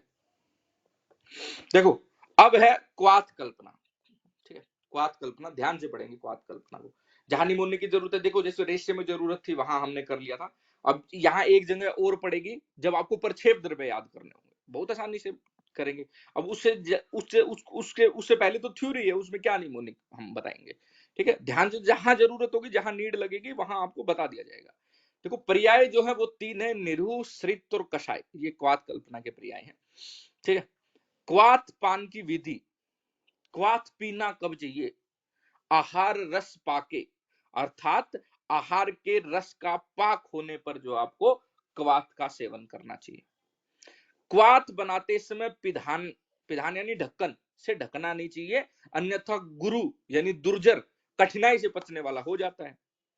क्वाथ को ठंडा होने के पश्चात गर्म न करें, अन्यथा विषवत हो जाता है, ठीक है। यानी आपने एक बार ठंडा कर लिया तो पी लो उसको, बाद के लिए नहीं कि फ्रिज में रख लिया बार बार उसको पिए जाएंगे, ऐसा तो बिल्कुल नहीं करना, साफ साफ मना किया गया आचार्यों द्वारा, ठीक है। ऐसा बिल्कुल नहीं करना, साफ साफ मना किया कि ऐसा नहीं करोगे भाई, ठीक है। साफ साफ मना किया गया है कि ऐसा नहीं करोगे। क्वाथ बनाने की विधि, ठीक है, सिंपल सी विधि बताई है। क्वाथ यूज पानक में सारंगधर का रेशो मैंने बता ही दिया था, तो सबसे पहली विधि यही है कि 16 गुना जल लो और 1/8 शेष रखो, ये सिंपल पहली विधि है कि भाई जर्नली क्वेश्चन आ जाए तो 16 गुना जल और 8 शेष, 1/8 शेष। फिर कहा कि द्रव्यों की संरचना के आधार पर, सोलिडिटी के आधार पर, मृदु द्रव्य है, मध्यम द्रव्य है और कठिन द्रव्य है। मृदु द्रव्य है 1/4 और 1/4 शेष रख देंगे, यानी 4 गुना ले लेंगे और 1/4 ही शेष छोड़ देंगे उसमें। मध्यम में 1/8 ले लेंगे और 1/4 शेष छोड़ देंगे। लेकिन कोई कठिन द्रव्य है बहुत ज्यादा, ठीक है, तो 16 गुना लेंगे, 1/8 जो पहले है वैसा का वैसा रख लेंगे। ठीक है, अब लिखा मात्रा अनुसार, अगर कर्ष से लेकर पल तक की मात्रा है तो 16 गुना पानी लेंगे क्वाथ बनाने के लिए। पल से लेकर कुड़व तक की मात्रा है तो 8 गुना लेंगे। कुड़व से लेकर खारी तक की मात्रा है तो 4 गुना जो है वो जल लेंगे उसमें, तब पकाएंगे। अब लिखा कि प्रक्षेप इन क्वाथ, ठीक है, 2 प्रक्षेप बताए हैं। ठीक है, एक तो प्रक्षेप है सीधा भाई क्वाथ में जो है कोई भी द्रव्य डालना है वो 1 क्षाण की मात्रा में डालना है। जैसे कि ऊपर हम पढ़ के आए थे किसमें, सवरस में। सवरस में कितनी मात्रा डालनी थी, कोई भी अगर चीज डालनी है तो 1 कोल। ठीक है, समझ आई थी, हाँ या ना बोलो, थी इतनी मात्रा, थी ना? Yes sir. हाँ, तो अब देखो क्या लिखा है कि क्वाथ में अगर शक्कर डालेंगे तो 200 अनुसार डालेंगे। वात वाला है तो 4 गुना डाल देंगे, पित्त वाला तो 1/8, कफ वाला तो कम डालेंगे भाई। शर्करा तो मधुर होती, कफ बनाती तो 1/16। मधु जस्ट इसका अपोजिट हो जाएगा, 1/16, 1/8, 1/4। लिखा कि और कुछ भी डालेंगे शर्करा और मधुर के सिवाय वो 1 क्षाण मात्रा में डालेंगे। ये प्रक्षेप हो गया। इसके आगे वाले प्रक्षेप, क्योंकि ये तो 2 बहुत सिंपल से थे, इसमें 1 क्षाण मात्रा याद रखनी है, ठीक है, और उसमें जो है हमको क्या करना है, उसमें 1 कोल मात्रा याद रखनी है। कोई भी किसी का भी पूछे ये 2 आंसर लगा देने हैं। ठीक है, अब नेक्स्ट चलते हैं। अब एक क्वेश्चन आया था, ऐसा कैसा मैंने लिख लिया, मुझे समझ नहीं आया, ठीक है कहीं फिट नहीं हो रहा था मैं यही करता था जनरली कि अगर द्रव प्रमाण 15 तोला हो तब क्वाथ के लिए पानी का प्रमाण कितना होगा। द्रव्य का प्रमाण 15 तोला है तो जो है वो क्वाथ के लिए पानी का प्रमाण 8 तोला। बस सीधा सा आंसर है 8 तोला। 8 गुना लिख रखा था, मैंने भी 8 गुना एज इट इज लिख लिया। जैसे क्वेश्चन था वैसे मैंने कुछ सोचा ही नहीं कि मेरे अकॉर्डिंग तुमने तोला पूछा तो मैं तो बदलूंगा नहीं। मेरे से अगर ये पूछता तो मैं इसकी कर्ष से पल, पल से कुड़व और कुड़व से खारी तक तो मैं सोचता।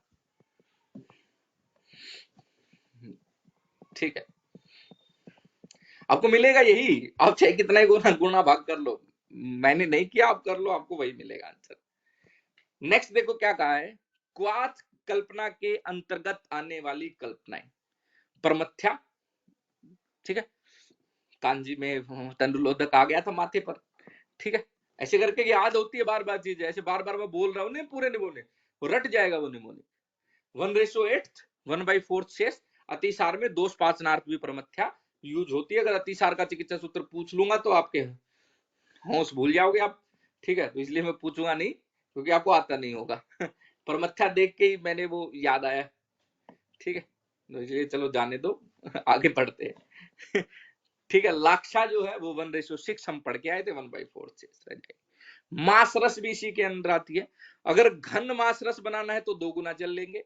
अगर मध्यम मांस रस बनाना है तो 3:8 का रेशो लेंगे। ठीक है, अगर तनु मांस रस मिलाना है तो सीधा 4 गुना जल ले लेंगे। वेश बार भी इसी के अंदर आता है, 1:4 रेशो। ये तो रेशो तो हमने पहले ही पढ़ ली, दोबारा पढ़ने की जरूरत ही नहीं है। अस्थि रहित मांस को वेशवार बोलते हैं, ये भी क्वाथ कल्पना के अंतर्गत आता है। सडिंग पानी, ये भी क्वाथ कल्पना के अंतर्गत आता है। यवागु, सारंदर ने यवागु 1:6 मानी है। काश्यप ने यवागु 1:10, 1:15 और 1:20 भी माना है। यवागु शुग धान्य से बनता है, यूस सिंभी धान्य से बनता है। ठीक है, अब ये जो क्वाथ कल्पना के अंतर्गत, डायरेक्ट पूछ सकता है भाई ये कल्पना किसके अंतर्गत आती है, क्योंकि मौलिक कल्पनाएं तो 5 है ना, बाकी सब तो डेरिवेटिव कल्पनाएं हैं। ठीक है, क्षीरपाक 1:8:33, भक्त और मंड। ठीक है, ये हम लोग जो है वो पढ़ के आए थे। भक्त, मंड और पेया 1:14 है, ये आपको बनाने के लिए दिया निमोने। ठीक है, वाग्भट ने एक लाइन लिखी, मंड पेया विलेपी ओदन ये उत्तरोत्तर गुरु हैं।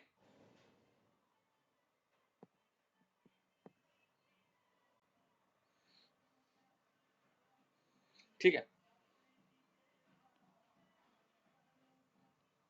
अन्न विलेपी मंड यवागु। ठीक है, मंड और पेया तो एक साथ है ही। ठीक है, तो अन्न तो यानी ये हो गया ओदन आपका भात, विलेपी हो गया 5, 4, 14, 6 लागू, ऐसे करके याद रख लेना। अनविलेपी मंड या होगा, तो उसी तरीके से इन्होंने माना है जस्ट बैक साइड में, या फिर मंड पेया विलेपी और ओदन उत्तरोत्तर गुरु, ऐसे करके जैसे भी आपका मन करे, ये वाग्भट की लाइन है। अब एक चूर्णोदक, ठीक है, चूर्णोदक क्या है? चूना और जल का रेशो 1:240, ठीक है, या फिर 2 रत्ती रेशो 5 तोला, ये तोला काट दिया, इधर रत्ती काट दिया, 2 रत्ती रेशो 5 तोला, ये इनमें रेशो है। रंगीन शीशी में 9 घंटे तक छोड़ दे, ठीक है। वेस्वार बंध का प्रयोग, वेस्वार का प्रयोग प्रशंसनीय योनि और कर्कश योनि में करते हैं। भाव प्रकाश ने कृष्णा को गुरु कहा, ये थोड़ी एडिशनल इंफॉर्मेशन, ठीक है। अब क्वाथ, वातिक ज्वर में गुड़ूची आदि क्वाथ, सालपर्णी आदि क्वाथ, काश्मीरी आदि क्वाथ। पैतिक ज्वर में, ठीक है, परपट आदि क्वाथ, कठफल आदि क्वाथ, द्राक्ष आदि क्वाथ, ठीक है। कफज ज्वर में बीज पूरक, भूनिम्ब और पटोल आदि क्वाथ, ठीक है। मैं इसको ऐसे याद करता था, मैंने ये भी याद किए हुए हैं हालांकि, ठीक है, निमोनिक बना के, कि भूमि प्लाट के लिए काफी है, ठीक, काफी यानी कफ, भूमि यानी भूनिम्ब और पटोल, ठीक है। भूमि जो है वो प्लाट के लिए काफी है, ये कफज आ गया, ठीक है। पीछे जो है वो परपट, पोपट जिसको बोलते हैं, ठीक है, वो परपट आदि क्वाथ है, ठीक है। आदि में द्राक्षा भी आ जाता है। वातिक वाला तो याद ही रहता है, गुड़ुची आदि क्वाथ, इसमें तो कुछ याद करने की जरूरत नहीं, साल पढ़ने भी वातर है, गुड़ुची भी वातर है, ठीक है। और वात पित्त ज्वरनाशक पंचभद्र क्वाथ दिया गया है। आरगवद आदि आम पाचक क्वाथ है, ठीक है। पुनर्नवाष्टक क्वाथ चक्रदत्त ने उदर रोग में दिया है, सारंगर ने शोथ में दिया है। महारासन आदि क्वाथ चक्रदत्त ने आम व्याधि और वात व्याधि में दिया है। गुगुल तिक्त कषाय अष्टांग हृदय का वात व्याधि में है, ये भी जो कषाय है क्वाथ कल्पना के अंतर्गत लिखा है हमने। एक आता अष्टगुण मंड, सारंगर ने वर्णन किया है अष्टगुण मंड का। अष्टगुण यानी 8 गुण, दीपन प्राणदो वस्ती शोधनो रक्तवर्धन है, जवरजित सर्वदोष घनो मंडो अष्टगुण है समृद्ध है, इसी को बोलते हैं 8 गुणों वाला मंड, ठीक है। दीपन है, प्राण देने वाला है, वस्ती है, वस्ती को शोधन करने वाला है, रक्त बढ़ाने वाला, जवर को जीतने वाला, सर्वदोष का, ठीक है। तो इसको आप हाईलाइट कर सकते हो, सारंगर का श्लोक जो है ये है, इंपॉर्टेंट है, ठीक है। तो वैसे कल्पना तो इतनी पढ़ते हैं। अब हम पढ़ते हैं चरक अपनी, चरक निदान निकाल लो। अब बताओ भाई, चरक निदान में कहां पे पहुंच गए थे, बताओ। चरक निदान कौन सा अध्याय करना है? 3 दिन में हो जाएगी, 4 दिन में ज्यादा से ज्यादा वैसे जगल शोष निदान करने से। सोच निदान निकाल लो। भेज दिया क्या सोच निदान? भेजना भी जरा, सोच निदान पढ़ा दे आपको, निकाल लो जल्दी से, सोच निदान पढ़ लेते हैं। सोच निदान पढ़ लेते हैं भाई, निकाल लो सोच निदान। इसके बाद कोशिश रहेगी कि रस शास्त्र हम लोग करें, पदार्थ विज्ञान, पंचकर्मा और हिस्ट्री ऑफ आयुर्वेदा ये हमारी पहले हो चुकी है, ठीक है। कोशिश करेंगे रस शास्त्र इसके बाद कराई जाए, पूरी कोशिश रहेगी, क्योंकि उसके बाद हमारा सुश्रुत में तो एक ही चीज बचती है, कल्प स्थान यानी अदर तंत्र, ठीक है। फिर से रिपीट होगा, कभी ये सोच रहे हो कि ये छूट गया इधर से, अगले दिन फिर से नया शुरू कर देंगे हम लोग, बस हमको एक सर्कल पूरा चलाना है, ठीक है। निकालो तब तक चरक निकालो।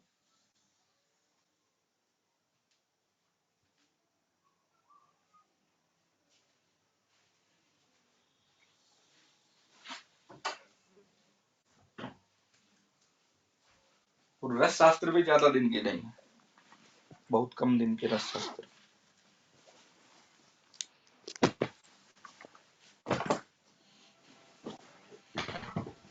रस शास्त्र भी नोट से ही पढ़ाएंगे।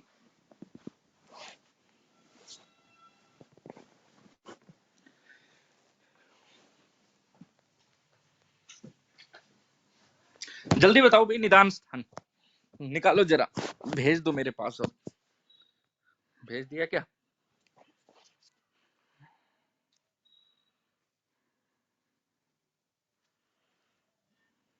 शोष निदान, इसके तो पूर्व रूप पूछे जाते।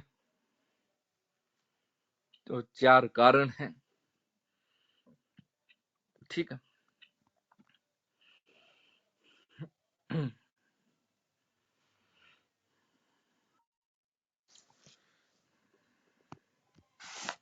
अगला जो है नेक्स्ट इस संडे बना करके आप लोगों ने अगले संडे को सुश्रुत निदान और चिकित्सा का टेस्ट रखवाया है, अपनी तैयारी कर लेना। कहा कि 1 वीक में नहीं हो पाएगी, तो मैंने कहा कि 2 में, क्योंकि सुश्रुत 1 तो हम ले चुके हैं, तो दूसरा ले लेंगे हम लोग। एक निदान का तो हो चुका है ना,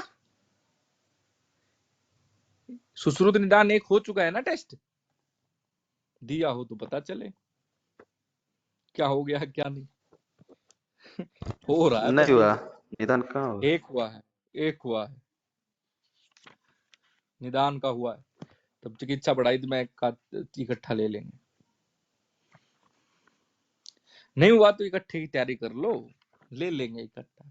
उसी दिन भी निदान का भेज दूंगा और बोल लो, ठीक है। फिर तो खुश हो। कहा कि 1 वीक में नहीं होगा, तो मैंने कहा ठीक है, मैं 1 वीक और दे दूंगा आपको।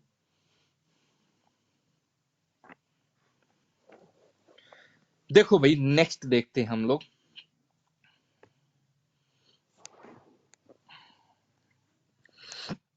शोष निदान अध्याय, ऊपर लिख लो महाव्याधि। आचार्य चरक ने महाव्याधि किसको कहा है? आचार्य चरक महाव्याधि किसको कहते हैं? ऊपर लिखो जरा, हलीमक। लिख लो, ऊपर लिख लो, महाव्याधि इज इक्वल टू हलीमक। मैं नहीं लिख रहा हूं, आप लिख लो। चरक महाव्याधि हलीमक। सुश्रुत किसको कहते हैं? महाव्याधि अपस्मार श्वास। अपस्मार, लिख लो ऊपर ये भी, सुश्रुत अपस्मार और श्वास को महाव्याधि बोलते हैं। दुर्निवार रोग, लिखो दुर्निवार रोग सुश्रुत। विलंबिका काश श्वास, लिखो दुर्निवार रोग। दुर्निवार तो लिखना आता होगा, ऐसे तो कोई महान नहीं है जिसको ना लिखना आता हो। दुर्निवार रोग,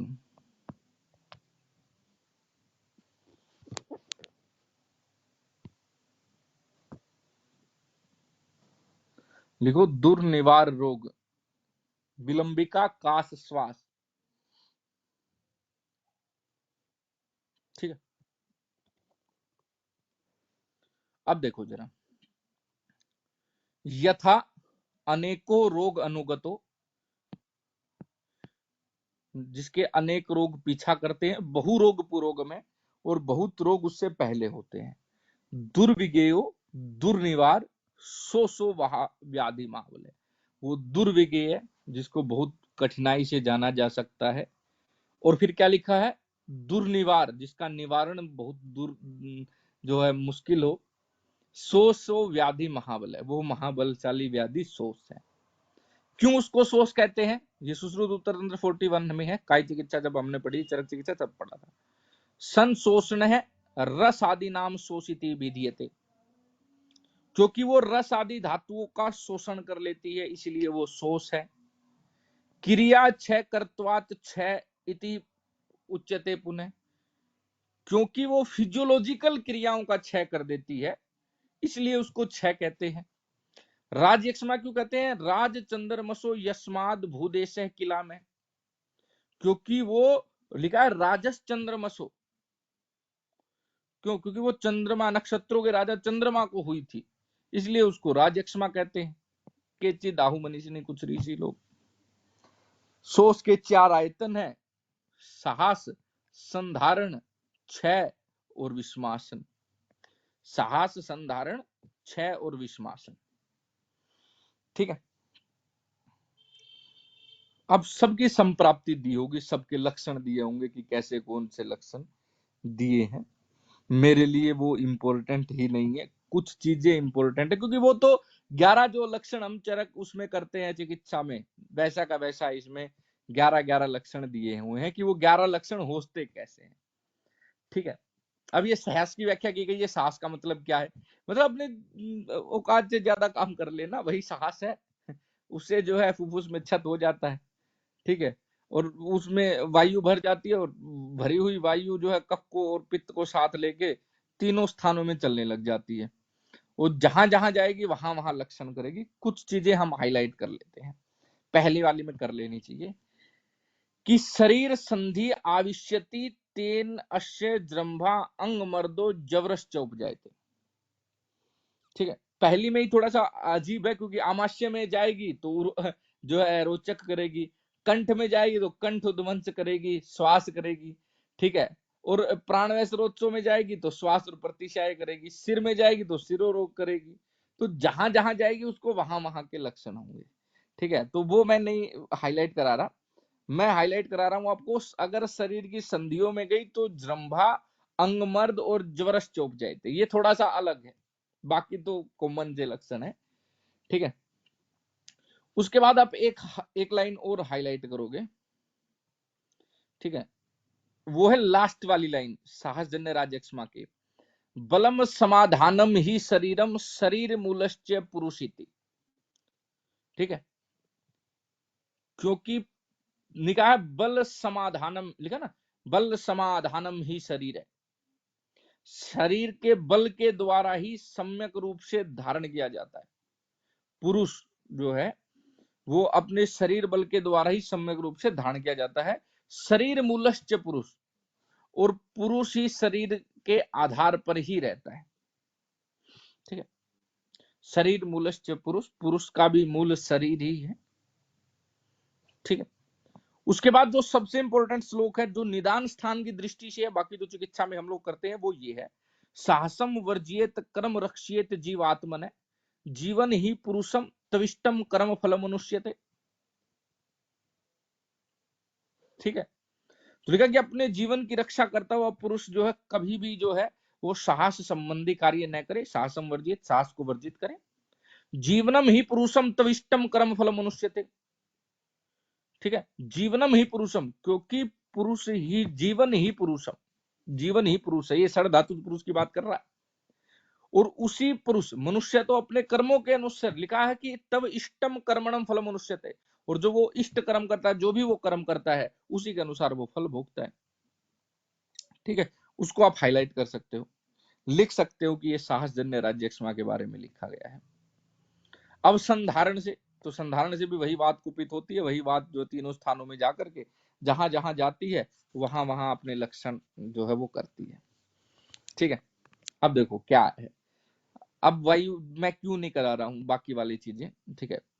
अगर वायु शरीर अवयव में प्रवेश कर जाएगी तो शरीर अवयव में प्रवेश करेगी तो क्या, वहां तो शूल उत्पन्न करेगी, ठीक है। अगर पूरी उसमें पुरुषाशय में चली जाएगी तो पुरुष में जो है बल को पतला करके बाहर कर डालेगी या सूखा डालेगी। पार्श्व में जाएगी तो वहां रुजा कर देगी, अंश प्रदेश में जाएगी तो वहां अंशो मर्द्यति, वहां रुजा कर देगी, ठीक है। तो सारे लक्षण वही लिखे, जहां जहां जाएगी वैसे वैसे लक्षण लिखे। मेरे लिए इंपॉर्टेंट फिर से वही लास्ट लाइन है, वो आप वही हाईलाइट कर लो निदान की दृष्टि से।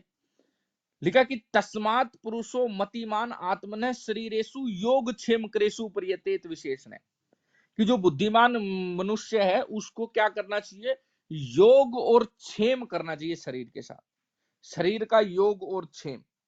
अब क्वेश्चन आता है कि ये योग क्या है और क्षेम क्या है, ठीक है। अब नेक्स्ट क्वेश्चन ये आता है कि ये योग किसका करे और क्षेम किसका करे। योग करे स्वास्थ्य बनने के लिए, और जब स्वास्थ्य प्राप्त हो गया तो उसका क्षेम करे, उसकी रक्षा करे। अभी डेफिनेशन पढ़ते, तो लिखा शरीर यस्य मूल शरीर मूलश्च पुरुषो भवति।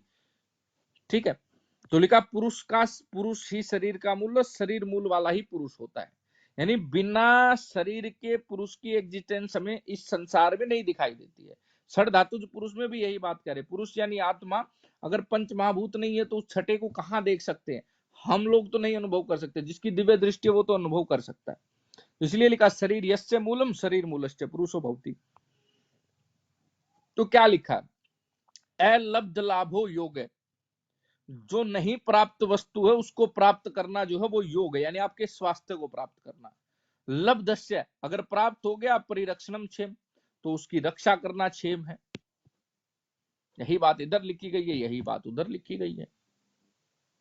उसके बाद एक लाइन और हाईलाइट करोगे, सर्व मन्यत परित्यज्येत शरीरम अनुपाल्येत तद अभावे ही भावानाम सर्व अभावे शरीरणाम। ये तो बहुत अच्छी बात है। लिखा कि सर्व मन्यत परित्यज्यते शरीरम अनुपाल्येत, सभी सांसारिक कार्यों को छोड़ के शरीर का पालन करना चाहिए। तद अभावे, क्योंकि शरीर के अभाव में भावानाम सर्व भाव, जितने भी भाव हैं वो अभाव ही है। क्योंकि शरीर का अभाव हो गया तो फिर पड़े रहो, जितने भी भाव, क्या जरूरत है उसकी।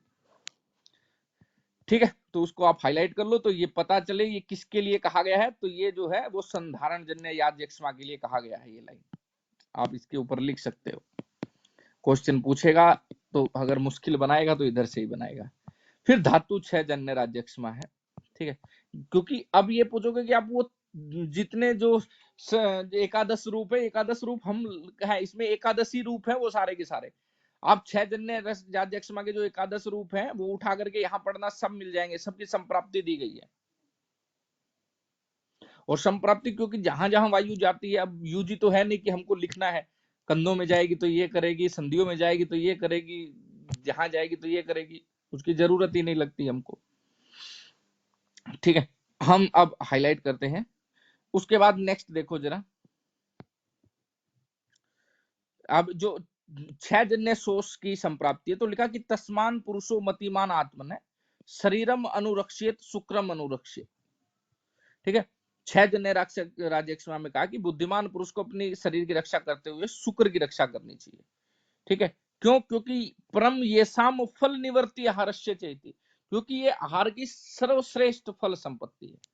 ठीक है, सर्वश्रेष्ठ संपत्ति है, इसीलिए इसकी रक्षा करनी चाहिए। आहार का श्रेष्ठ भाग है, जो आपने खाया उसका श्रेष्ठ भाव यही है, तो इसलिए हमको उसकी रक्षा करनी चाहिए।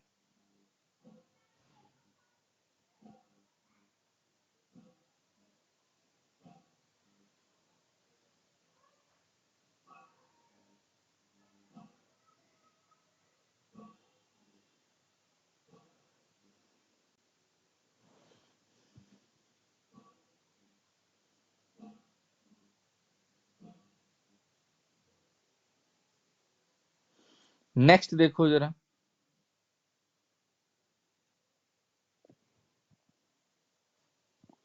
नेक्स्ट देखो जरा,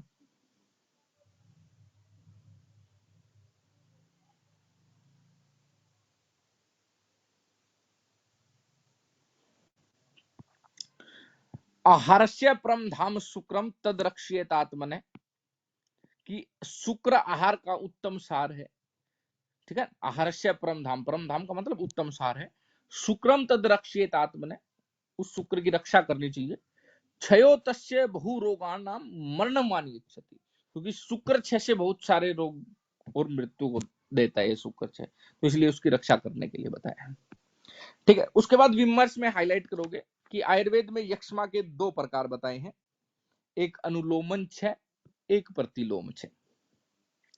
ठीक है, एक अनुलोमन 6, एक प्रतिलोम 6। ठीक है, अनुलोमन 6 में क्या होता है, सारी रस आदि धातुएं चली जाती है अनुलोमन 6। प्रतिलोम 6 अत्यंत मैथुन से ही शुरुआत होती है, यानी ये प्रतिलोम हो गया, यानी अपोजिट शुरुआत। ठीक है, शुक्र के बाद जो है मज्जा में मांस, इस तरीके से। ठीक है, उसको हाईलाइट कर लो।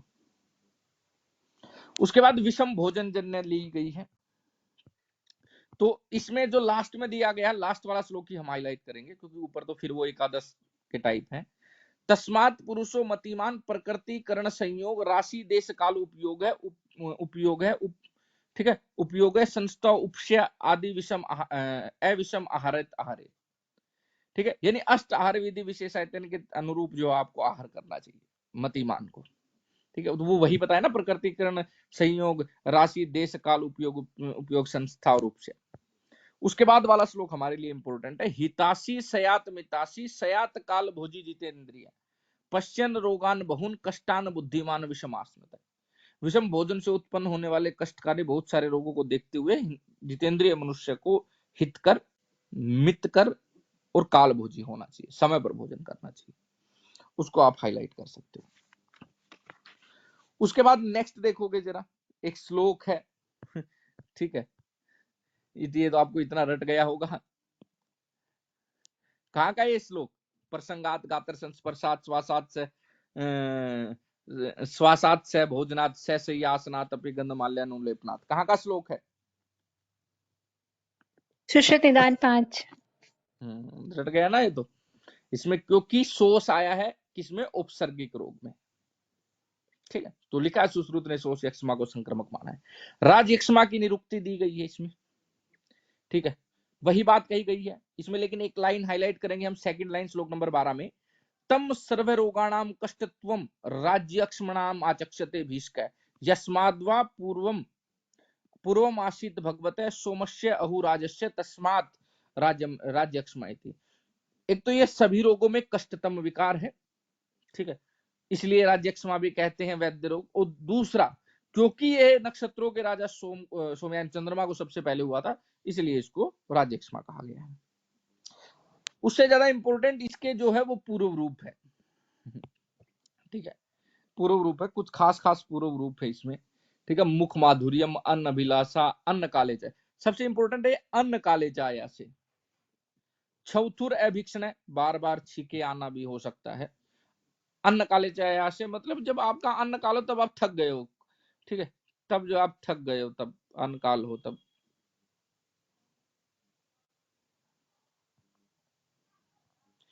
ठीक है, उसके बाद नेक्स्ट देखो जरा,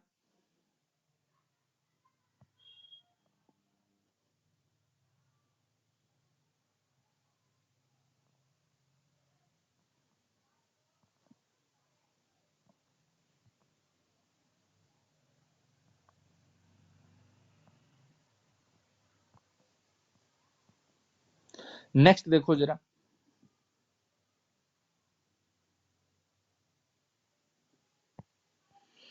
ठीक है, लिखा कि दोष दर्शनम अदोषेषु अल्प दोषेषु वा भावेषु।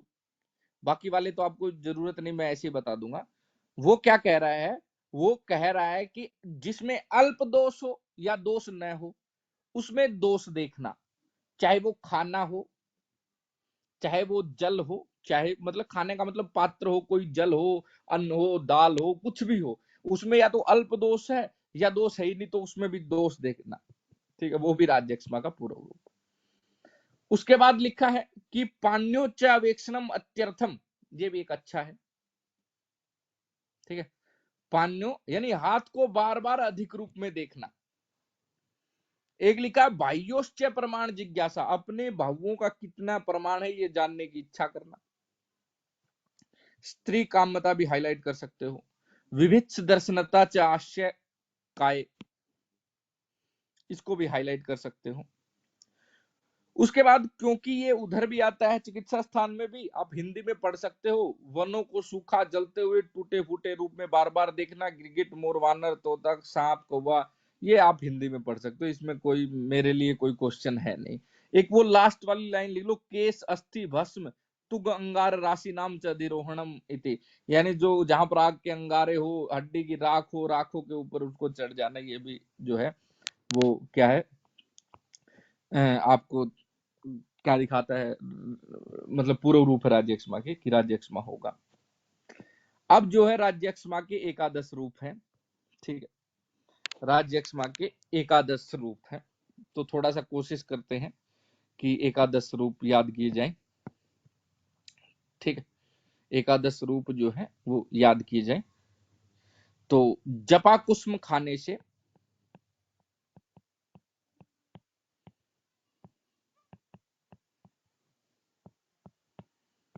अति अरुचि होती है। पहले हम लिखेंगे ये, हालांकि षड रूप राज्यक्ष्मा में इसमें थोड़ा सा अंतर है, लेकिन अभी ये 11 वाला करके देख लेते हैं।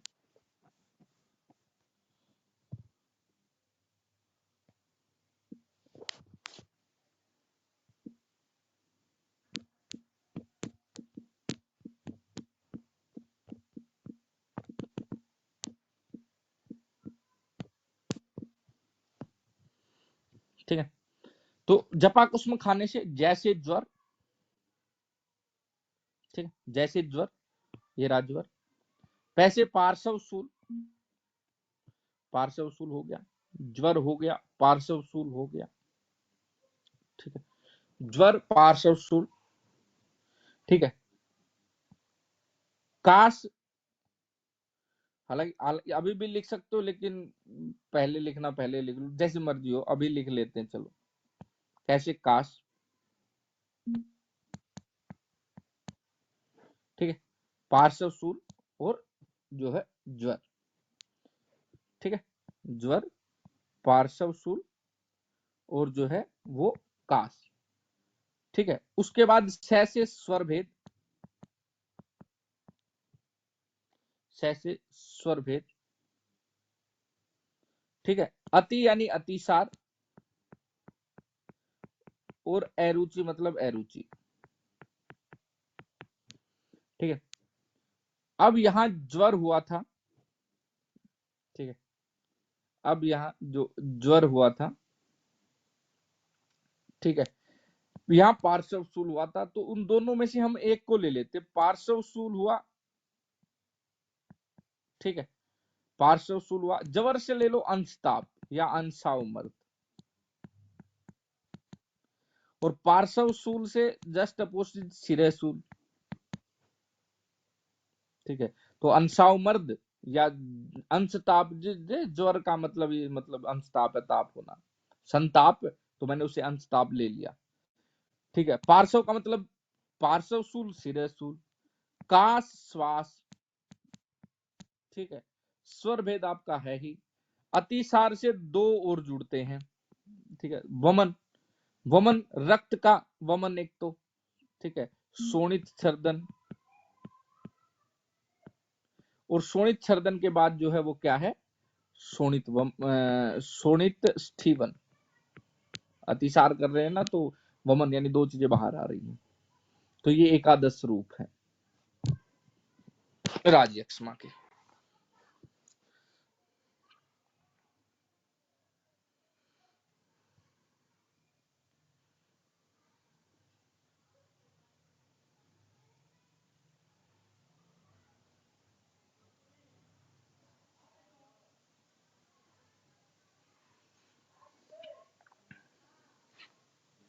ठीक है, समझ आ गई? 11 राज्य है तो, क्योंकि वो 6 वाले 6 में जब आएंगे तो तब गिनेंगे हम लोग, ठीक है। अभी 11 है तो हमने 11 गिन लिया। साध्यता है असाध्यता, ठीक है, उसमें स्वर भेद वाले में थोड़ा चक्कर पड़ता है, बाकी वाला तो सेम टू सेम रहता है। जपा कुसुम खाने से अति रुचि होती है, जपा कुसुम पुष्प होता है ना, तो वहीं से लिया। फिलिका की साध्यता ऐसा था कि बीमार नहीं होना चाहिए, बस बीमार का अपना मतलब है, बीमार है, बीमार को अलग अलग तोड़ लो, जिसका बल, मांस और रक्त, ठीक है, जिसका क्षीण न हुआ हो, अर्थात जो बीमार न हो तो वो साध्य, नहीं तो असाध्य है। देखा कि रोगी का बल, मांस, रक्त क्षीण न हुआ हो, बलवान हो, रिष्ट लक्षण न उत्पन्न हुए तो साध्य है, नहीं तो असाध्य है। अब यहाँ इतना ही है, तो मैंने बीमारी शब्द से लिख लिया कि मैं इसी शब्द से देख लूंगा, ठीक है। बीमार हो तो असाध्य है, ठीक है, बस यही है। ये राज्यक्षमा शोष वाला चैप्टर आपका खत्म हुआ, ठीक है। शोष निदान जो है आपका खत्म होता है। चलो, बाकी आप कल करें।